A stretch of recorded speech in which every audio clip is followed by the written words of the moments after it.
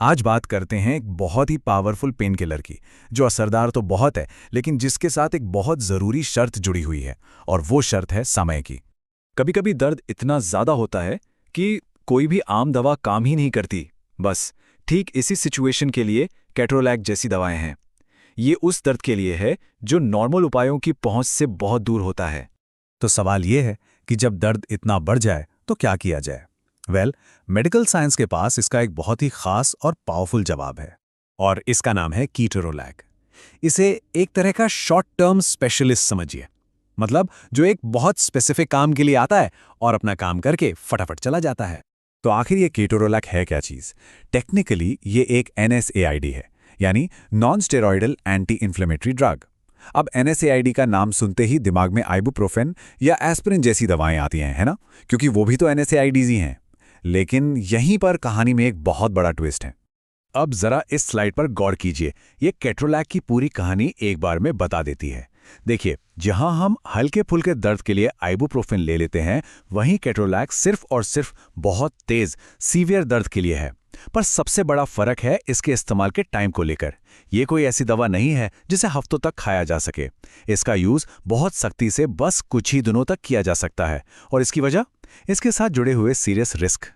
तो real life में इसे कब इस्तेमाल किया जाता है? सोचिए, किसी बड़ी सर्जरी के बाद होने वाले तेज दर्द के बारे में, या किसी एक्सीडेंट में जब हड्डी पसली में गहरी चोट लग जाए, या फिर किडनी स्टोन का वो दर्द जिसे बर्दाश्त करना मुश्किल हो जाता है। ये वो सिचुएशंस है जहां केटोरोलैक जैसी एक दमदार दवा की जरूरत पड़ती है। और अब हम आ रहे हैं इस दवा से जुड़ी सबसे सबसे जरूरी बात पर, एक ऐसा रूल जिसे भूलने की कोई गुंजाइश ही नहीं है। इसे 5 डे रूल या 5 दिन का नियम कहते हैं। हाँ, आपने सही सुना, सिर्फ 5 दिन। केट्रोलैक का टोटल इस्तेमाल, चाहे वो इंजेक्शन के फॉर्म में हो या टैबलेट के, 5 दिन से 1 घंटा भी ज्यादा नहीं होना चाहिए। ये कोई हल्की फुल्की सलाह नहीं है, ये एक बहुत ही सख्त मेडिकल वार्निंग है। और इसका कारण भी बिल्कुल सीधा है। 5 दिन के बाद इसके फायदों पर इसके नुकसान का खतरा भारी पड़ने लगता है। और ये स्लाइड हमें साफ साफ बताती है कि ये 5 दिन का नियम आखिर इतना जरूरी क्यों है। हर गुजरते दिन के साथ गंभीर साइड इफेक्ट्स का रिस्क बहुत तेजी से बढ़ता है। ये एक ऐसी लिमिट है जिसे क्रॉस करना बहुत ही खतरनाक हो सकता है। तो सवाल ये है कि ये गंभीर जोखिम आखिर हैं क्या? देखिए, मेनली 3 बॉडी पार्ट्स हैं जिन पर इसका सबसे ज्यादा असर हो सकता है, और इसीलिए ये 5 दिन की लिमिट रखी गई है। चलिए एक एक करके इन्हें समझते हैं। पेट, किडनी और खून। तो सबसे पहला और सबसे कॉमन खतरा जुड़ा है पेट से। केटोरोलैक पेट की जो अंदरूनी लाइनिंग होती है उसे डैमेज कर सकता है। इससे अल्सर हो सकते हैं या पेट के अंदर ही ब्लीडिंग शुरू हो सकती है। और ये कोई मामूली ब्लीडिंग नहीं, ये इतनी सीरियस हो सकती है कि जान का खतरा बन जाए। दूसरे नंबर पर आती हैं हमारी किडनी, यानी गुर्दे। केटोरोलैक किडनी तक जाने वाले ब्लड फ्लो को कम कर सकता है, जिससे उनकी फंक्शनिंग पर, उनके काम करने की ताकत पर बहुत बुरा असर पड़ सकता है।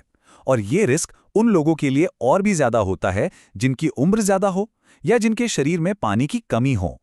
और तीसरा बड़ा रिस्क है ब्लीडिंग का। देखिए, ये दवा खून के थक्के जमने की प्रोसेस को स्लो कर देती है। तो एक तरफ तो ये दर्द से राहत देती है, लेकिन दूसरी तरफ अगर कोई चोट या घाव है तो वहां से ब्लीडिंग को बढ़ा सकती है। और ठीक इसी वजह से किसी भी सर्जरी से पहले इसे हमेशा बंद कर दिया जाता है। तो इन सारे रिस्क्स के बारे में जानने के बाद सवाल उठता है कि भाई, इसका सेफ इस्तेमाल कैसे हो। इसके लिए एक सेफ्टी चेकलिस्ट है जिसे समझना बहुत बहुत जरूरी है। सबसे पहली बात यह जानना जरूरी है कि किन लोगों को यह दवा बिल्कुल नहीं लेनी चाहिए। अगर किसी को पहले से ही पेट में अल्सर या ब्लीडिंग की कोई हिस्ट्री रही है या किडनी की कोई सीरियस प्रॉब्लम है, तो कीटोरोलैक उनके लिए बिल्कुल नहीं है। इसके अलावा प्रेगनेंसी के आखिरी स्टेज में भी इसे स्ट्रिक्टली अवॉइड किया जाता है। इसके अलावा कुछ कॉम्बिनेशंस हैं जो बहुत ही खतरनाक हो सकते हैं। केटोरोलैक लेते समय कोई दूसरी NSAID पेन किलर जैसे कि आइबुप्रोफेन या एस्पिरिन भूलकर भी नहीं लेनी चाहिए। इससे साइड इफेक्ट्स का खतरा डबल हो जाता है। यही रूल खून पतला करने वाली दवाओं और अल्कोहल पर भी लागू होता है, जो पेट में ब्लीडिंग के रिस्क को कई गुना बढ़ा सकते हैं। और सबसे जरूरी सलाह, अपने डॉक्टर से हमेशा सब कुछ सच सच बताएं। अगर दर्द कुछ दिनों में कम नहीं हो रहा या पास्ट में कभी अल्सर, किडनी या ब्लीडिंग से जुड़ी कोई भी प्रॉब्लम रही है, तो उन्हें यह बताना बहुत जरूरी है। आप जो भी दूसरी दवाएं ले रहे हैं, चाहे वो कोई भी हो, उसकी पूरी जानकारी अपने डॉक्टर को दें, ताकि किसी भी खतरनाक ड्रग रिएक्शन से बचा जा सके। तो कुल मिलाके कीटोरोलैक एक दो धारी तलवार की तरह है।